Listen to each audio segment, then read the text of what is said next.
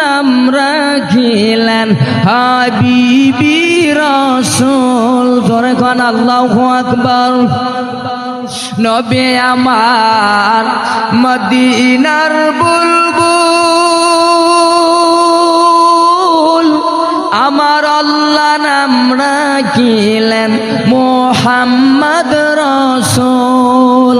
ওই নবীকে না চিনিলে, ওই নবীকে না বুঝিলে থাকিবে না ঈমান। আশিক বিনে কে বুঝিবে আমার মায়ার নবীর শান। উম্মত বিনে কে বুঝিবে আমার দয়ার নবীর শান। ওই মায়ার নবী আমার কান্দে, নবী কান্দে, নবীর চোখে পানি। নবীজি যদি কান্না করেন, নবীজি কান্দে শুধু একটা বিষয় নিয়ে পৃথিবীর মানুষ শোনে হেন। নবীজি কান্দে ইয়া হাবলি উম্মতি উম্মতি বলে কান্না করতেছে রে মুসলমান। এ সবাই তো জানেন আপনাদের এই বরগুলি অর্থ অঞ্চলের মধ্যে রে বাবা পিকনিক খাই যুবকে, পিকনিক খা আহ এই পিকনিক তো মুসলমানের না, এই পিকনিক হলো খ্রিস্টানদের, পিকনিক হলো হিন্দুদের, এই পিকনিক হলো অন্যদের। এই পিকনিক মুসলমান যুবক খাইতে পারে না। পিকনিক খাওয়া হারাম, এই বার্থডে করা হারাম, এগুলো করা যাবে না। দুনিয়ার একটা ঘটনা বলি, এটা কোরআন ও হাদিসের ঘটনা না, কোরআনের ঘটনা না, হাদিসের ঘটনা না। দুনিয়ার বাস্তব কিছু কথা না তুলে ধরলে মানুষের বুঝে আসে না। জানুয়ারি মাসের আজকে 18 তারিখ না, 1 তারিখে একটা ঘটনা ঘটছে। 1 তারিখ জানুয়ারির 1 তারিখ থেকেই তো শুরু হয় পিকনিকের। একজন বাবা গরিব মানুষ ব্যবসা করে খায়, ব্যবসা করে টাকা পয়সা হাতের মধ্যে কিছু নয়, অত নাই। যুবক মদ পান কইরা তার বাবার কাছে যায় কইতাছে, আব্বা বন্ধু বান্ধব সবাই পিকনিকে যাইতেছে, 5000 টাকা দিন, যদি টাকা না দেন তাহলে আপনার ভিডামো। সন্তানের কথা, 2 বোতল মদ পান করে বাবারে যা কইতাছে, বাবা পয়সা দেন, টাকা দেন। ডাক দে বলছে, বাবা আমি তো গরিব মানুষ, আমার কাছে কোনো টাকা নাই, পয়সা নাই রে বাবা, পয়সা কোথায় পাবো, দিতে পারবো না। যুবক ডাক দিয়ে বললেন, আব্বা পয়সা যদি তুমি দিতে না পারো তোমাকে এই মুহূর্তে ফিটনা দেব, তোমাকে মারবো।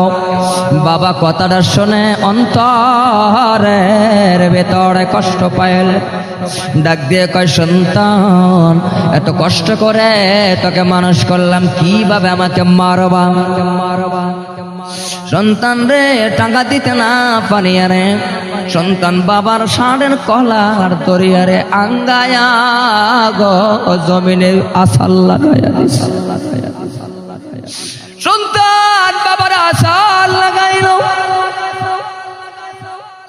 আসার দেওয়ার পরে ঢুলতে ঢুলতে তার মায়ের কাছে রওনা।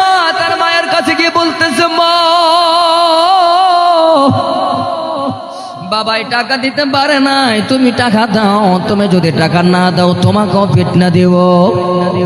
মা কথাটা শুনিয়ে চোখের পানি সারিয়ে সরিয়ে কান্না করতে জেরা যাব। এ বরগুলি অর্থ অঞ্চলের যুবক রে, কেমন ভাবে তুমি কষ্ট দিবা মা বাবাকে? আল্লাহ তাআলা বলেন, আমি রফিকুল ইসলাম এই বরগুলি অর্থ অঞ্চলের ভিতরে যত যুবক আছে না বাবা, আমি রফিকুল ইসলাম 2টা পা জরে ধরে বলে যাই, রে বন্ধু জীবনে যেন তোমার মা বাবাকে তুমি কষ্ট দাও না। 2 দিন না খায়া থাকো তবু মা যেন শব্দ আহ শব্দ বাহির করতে না পারে। একটা শব্দ তুমি না খায়া থাকো রে যুবক, তো তোমার থেকে যেন তোমার মা বাবা যেন কষ্ট না পায়। ওয়া কুল্লাহুমা কাউলান কারীমা। যুবক এবার মায়ের কাছে রওনা হয়ে গেল। মাকে ডাক দিয়ে বললেন, মা গো, এ মা বাবা টাকা দিতে পারে না, তুমি যদি টাকা না দিতে পারো তাহলে তোমাকে মারবো। মা কান্দে আর বলে, সন্তান আমাকে যে মারবা, আমি তো তোমার মা লাগি রে বাবা, কিভাবে তুমি আমাকে মারবা একটু বলো বলো বলো। সন্তান ঠুলে মদ পান করে গেছে, নেশা অবস্থায় তার মায়ের চুলগুলি ধরলে দইরা আঙ্গায়া জমিনে একটা সার লাগাইয়া দিছে। বাস্তব ঘটনা বলতেছি রে বাবা। এরপর গুলি উঠত অঞ্চলের মানুষ,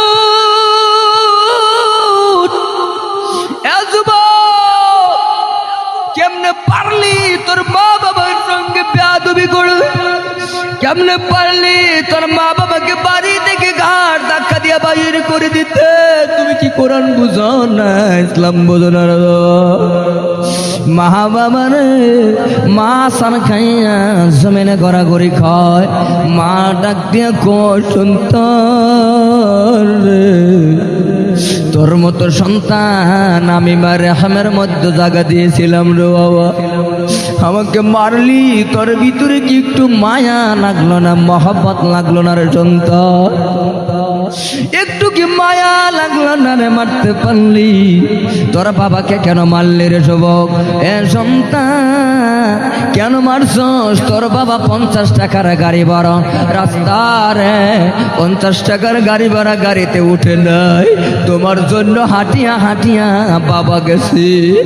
এ রুদ্রকে রুদ্র মনে করে নাই, জোর বৃষ্টিকে জোর বৃষ্টি বাবা মনে করে নাই। কিভাবে তুমি মারলা? যুবক মাকে মারলেন, বাবাকে মারলেন রে যুবক।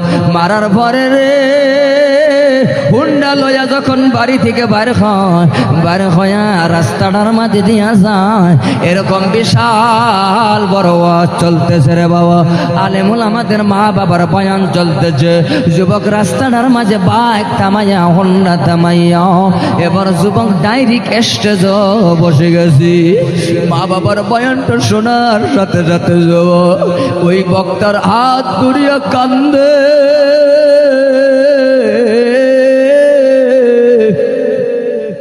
ডাক দিয়ে কয় হুজুর আমার মাকে মারছি, আমার বাবাকে আমি ফিতনা দিছি।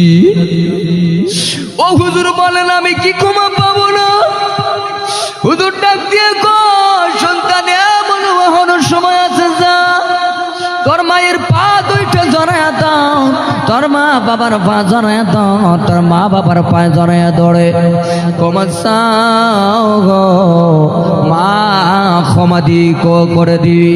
মা কেন এত দামি, মা কেন এত দামি, বিশালে বনে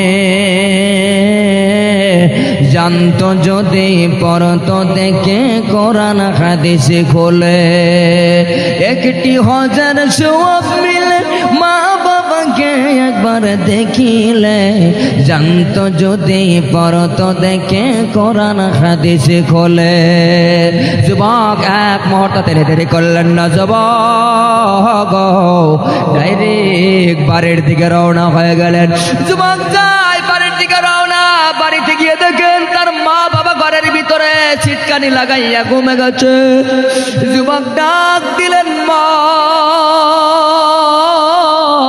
মা বলে যখন ডাকবে, মা উত্তরে বলতেছেন সন্তান কেন ডাকো? এর সন্তান কেন ডাকলি? সন্তান বলে মা দরজাটা একটু খুলে দাও, দরজাটা একটু খুলে দাও। মা বলতেছে না দরজাটা খুলে দেব না, তুমি আমাদেরকে আবারও মারবা। এই সন্তান বলছে মা কথা দিলাম তোমাদেরকে আর মারবো না, ফিটনা দিব না রে মা, যদি দরজাটা না খুলে দাও গো লাথি দিয়া ঘরের দরজাটা ভেঙে ফেলবো। মা ভয়ের চোটে ঘরের দরজাটা যখন খুলে দেওয়ার লগে লগে যুবক তার মায়ের দুইটা পা জড়ায় ধরে বলছি ও মা তোমার সঙ্গে যে বেয়াদবি করেছি, ও মা যে বেয়াদবি করলাম, ও মা গো আমাকে তো মাপ যদি না করে দাও আমি জাহান্নামের আসামি হয়ে গেছি। মা কান্দে আর ডাক দিয়ে কয় সন্তান কেমনে পারলি তোর বাবারে মারতে, কেমনে পারলি আমাকে মারতে? তোর কলিজার মধ্যে কি একটু মায়া লাগলো না? ডাক দিয়ে কয় মা মাফ করবেনি করে দেন, মা বলছে সন্তান আমার কাছে মাপ চাইস না, যা রে তোর বাবার কাছে যা। যেই তোর বাবা তাকে 25টা বছর গো, 25 বছর বাবা কত কষ্ট করে মানুষ করছে,